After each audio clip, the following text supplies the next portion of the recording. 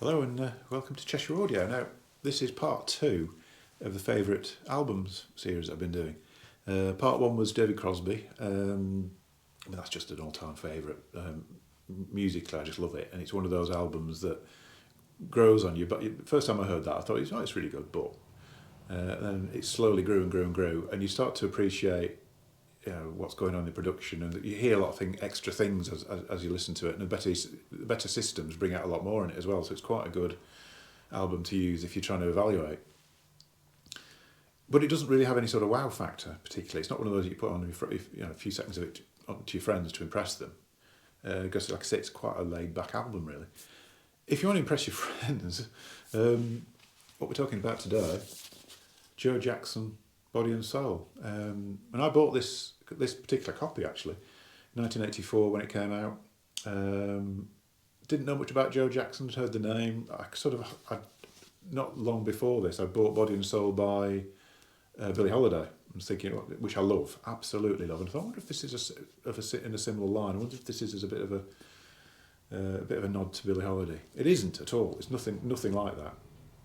It's actually quite difficult to categorise it musically at all, actually, but I'll get into that in a sec. The reason this is so good, and I mean, I've bought all the Joe Jackson stuff since, and they're all great albums, nice music, nice recordings, but this is the one that's the exceptional one. This is the one that takes your breath away, and it's the way it's recorded. It was what they did. I mean, apparently they searched for ages to find a venue for this, and it wasn't a case of them just trying to find somewhere to put down some vocal tracks or to put down. They did the album live. They actually did it straight to the microphones. They had two vintage Newman microphones hanging from the ceiling, and the place they found was an old Masonic lodge, sort of big stone-built structure, a huge great room. Set the band up in the middle of it and just recorded it straight. And my word, it's incredible. I mean, the scale of the acoustic is just almost frightening. If you get on a really high-end setup, it absolutely takes your breath away how good this is. But saying that, even in fairly mediocre setup, it'll still make your speakers and the walls disappear.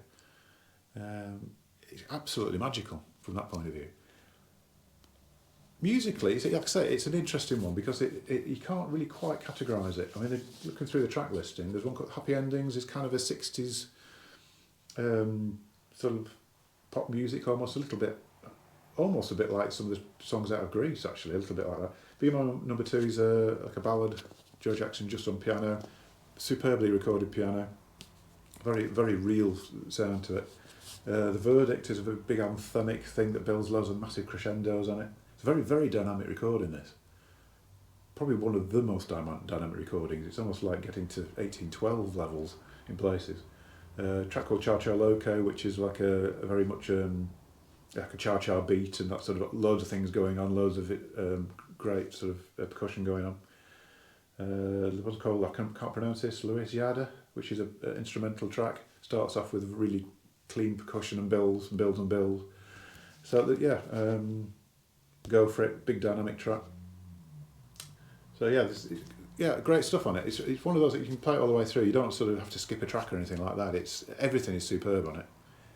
And like I say, if you want to get your friends around and impress them with your hi-fi system, always reach for this because it's just a phenomenal experience. It's really good in that respect. Interestingly, it is a digital recording. It's early days digital master. And normally in that situation, even going back early days, I always thought they always sounded a bit restricted, but this one doesn't, and I don't know quite why that's the case. I mean, even modern day stuff, I bought the new Gary Newman, or newish Gary Newman album, and although it's a great album and it's big dynamics and everything, it always sounded quite restricted. You could tell the digital sort of clipping side of it, it just never quite lets go. And a lot of digital mastered stuff's like that. This really isn't like that. There's no hint of any digitisation in it at all, which is interesting, actually. It is interesting. So yeah, that's Joe Jackson, Body and Soul. Highly recommended.